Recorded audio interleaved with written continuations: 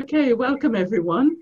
As I told you, I'm the rabbi in Harlow, which is one of the reasons I left the Barking and Dagenham SACRE, because it was a bit too far from me, and also I didn't know the schools in the area very well. I do know the schools in the Harlow area. So I've chosen today to speak about the 10 Commandments. And I'd like to share them with you. So I'm going to share my screen.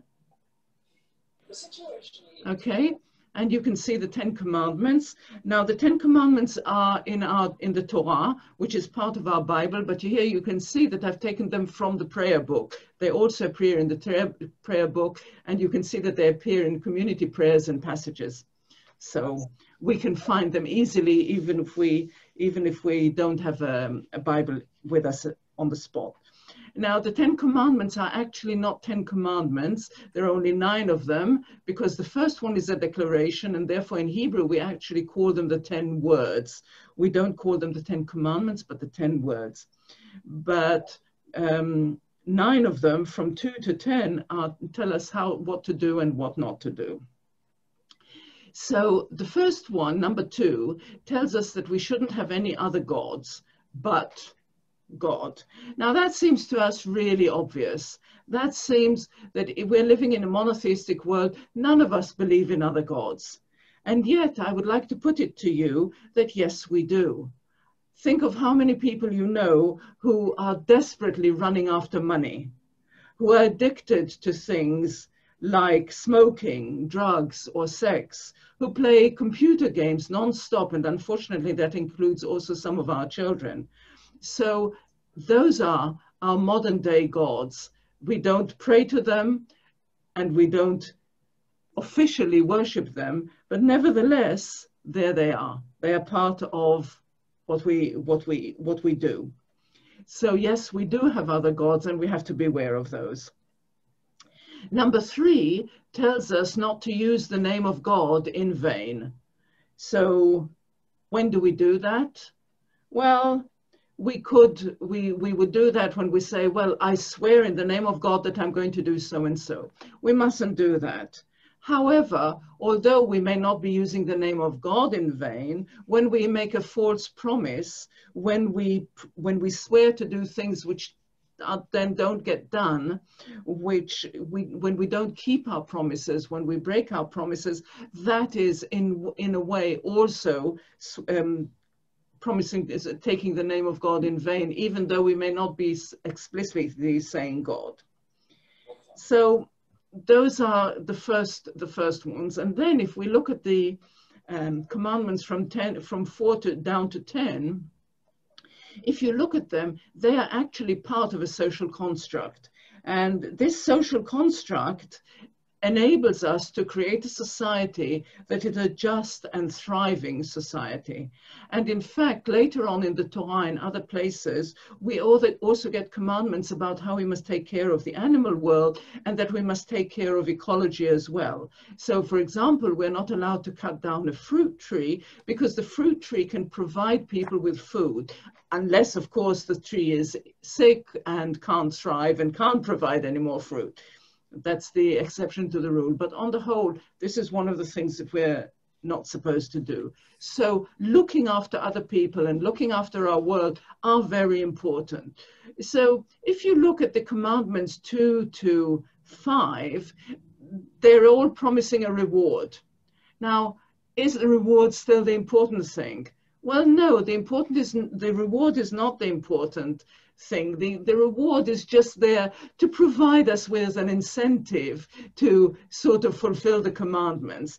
But that's not the important thing. The important thing is the society that we will construct. And in fact, if you then look down from number 6 to 10, there isn't even a reward offered. The reward is in doing the commandments themselves. So I think, right, so that is what we're talking about when we talk about the 10 Commandments. Now, the 10 Commandments were given to the Israelites just after they left Egypt. Okay, the Israelites are now free people. They're free from Egypt and from slavery. So they have freedom from something. But the commandments are there to tell the Israelites that freedom is not only about freedom from something, but it is about freedom to do something as well. And in this case, to be responsible for other people. With freedom comes responsibility. It is not enough to say, I am free to do whatever I like. As part of the idea of freedom, it is also, I am free to be responsible for others and to care for them. And it's quite possible that that is why they were wandering around the desert for 40 years, because they had to learn this idea of how to be responsible for other things. And for example, we have people who are saying nowadays, as part of human rights laws give me freedom from things. For example, I am free to desist from wearing a mask because that is part of my human right law. I am free not to be vaccinated. That is part of human rights. But I would argue that human rights the human right law is not only about freedom from something, just like the 10 Commandments, it's about freedom to be responsible for something. And wearing a mask is taking responsibility for other people. Being vaccinated is taking responsibility for other people. And I know that there are lots of people who argue about that, not least of them some of my ultra-Orthodox Jewish communities who in Israel failed to take precautions against COVID, and many of them died, and of course they transmitted COVID to other people as well. So as I'm saying, for me, the 10 Commandments, the most important thing that they teach me and that I then pass on to my students, to my community members, is about freedom means not only being freed from something and therefore being allowed to do whatever we want. The 10 Commandments also teach me that freedom is about being responsible for something. And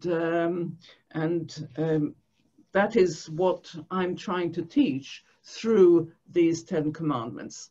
So over to you. Please unmute yourselves and let's hear what you would like to say to me as well.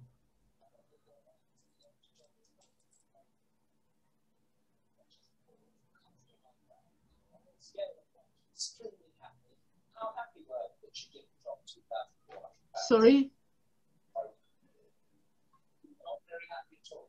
Okay, that's someone talking in the background, obviously.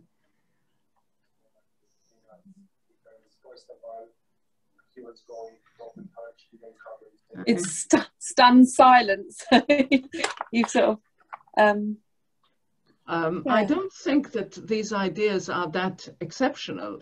I think if you think about them in all your various religions, you have exactly the same ideas, that you have to be responsible for other people. I mean, I don't know the finer details of Christianity or Islam or indeed other religions that may well be represented here.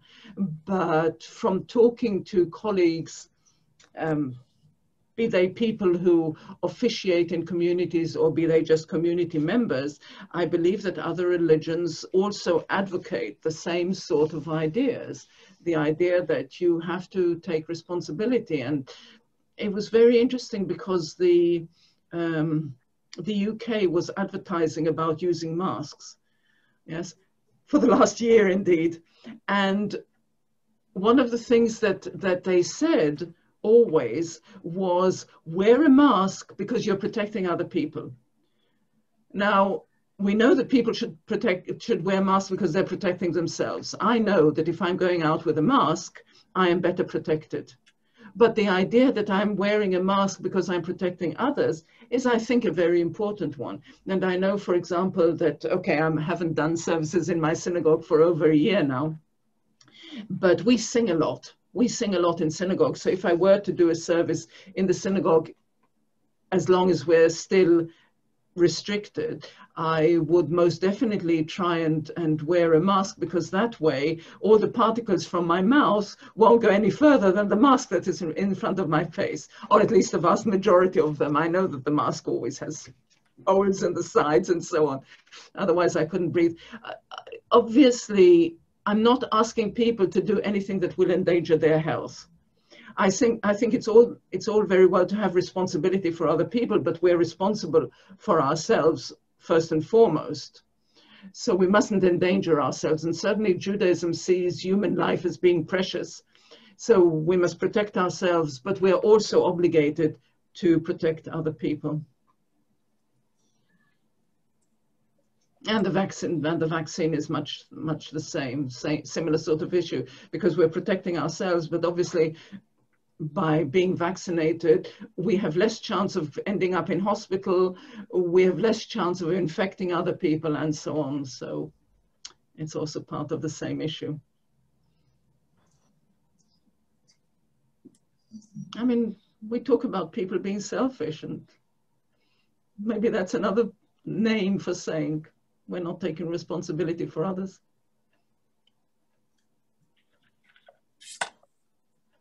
Strange times, aren't they? Indeed, indeed.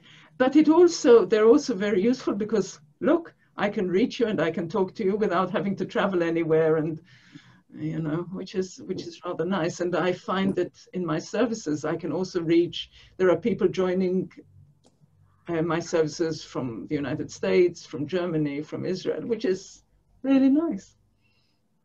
Different experience. Brilliant. Yeah. Yeah. And we're living in a changed world. And I don't think that world will ever go back to being the way it has been before the pandemic. But hopefully we'll be able to go out and meet people. Soon. Yes. It's coming. Yes. But there's still certain rules, isn't there? Yes. Just like the 10 Commandments, I suppose you're saying that there's still the rules to go by to help out everyone else and ourselves. Yes. Yeah. Yes, that's why I said that I feel yes, that 10 Commandments are a social together. construct. Yeah, it is. Yeah. Mm-hmm. Yeah. Mm. Thank Yes, you. because we have to be aware of other people, and sometimes there are things that we don't think about. So you see, for example, one of the last commandment is you mustn't covet what other people have. So obviously it's not only about what I feel in my heart, that I come into your house and I look at an ornament on the mantelpiece and say, oh, I would love to have that. But it's not about that. It's more about taking steps for me to, how do I come into your house and how do I lure you away into the kitchen so that I can grab hold of it and take it away from you? And that's what we're not supposed to do. We're not supposed to harm other people. No, that's right. So, yeah. Lovely. Thank you. Thank you. Thank you. Yeah. Okay. I think we will be called back. I think so. Hopefully she won't call us back early and send us back again. So, yeah. Yes, that was a bit strange. Yeah. So can I ask a separate question? What made you move from London out to Harlow then? Oh, I was serving in Harlow for quite a while, and then eventually I decided that I want to live in East London because my partner wanted to be in London and found it easier for her work. So we moved somewhere where I wouldn't be, because previously I lived in Bishop Stortford, so that was about 20 minutes from Harlow, and now we're living in Chingford, which is about 20 minutes from Harlow, but from the south rather than from the north. Yeah. And living in London has got perks. Yeah, sure. Yeah. You can get anywhere. Theatres and things like that, so that's quite nice. Yeah. It's nice to be able to get anywhere you like. Yes, but I haven't been far from Harlow, for the last 16 years since I've been working there. Wow. Okay, we're being called now. Yeah. Let's go. Okay. Thank you. You're welcome. So it was really interesting. Yeah, I've had a great afternoon. Thank you. Brilliant. Well, I'm going to just record again, hopefully. She says, if it let me, there you go. So we have done our tour around 3 rooms, and